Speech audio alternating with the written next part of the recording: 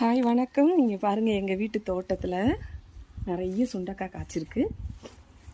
இங்கே பாருங்கள், நிறைய சுண்டக்காய் காய்ச்சிருக்கு.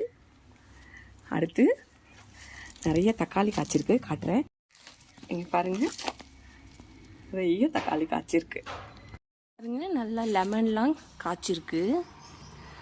எல்லாத்தையும் பறிச்சிட்டு போயிடலாம்.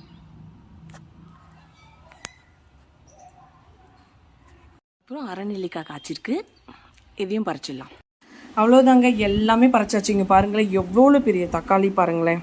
நான் இப்போ காயாக இருக்கும் போதே பறிச்சிட்டேன். ஏன்னா இது தரையில் இருக்குங்களா, எலி கடிச்சு வச்சிரும். அதனால நான் பறிச்சிட்டேன். எலுமிச்சை பழமெல்லாம் பறிச்சிருக்கேன். அடுத்து நெல்லிக்காய், தூதுவளை, சுண்டக்காய். எவ்வளோ சுண்டக்காய் காய்ச்சிருக்கு பாருங்கள். நம்ம வீட்லேயே காய்ச்ச ஒரு பொருளை சமைச்சு சாப்பிடும்போது அதில் ஒரு தனி சந்தோஷம் தாங்க. அவ்வளோதாங்க.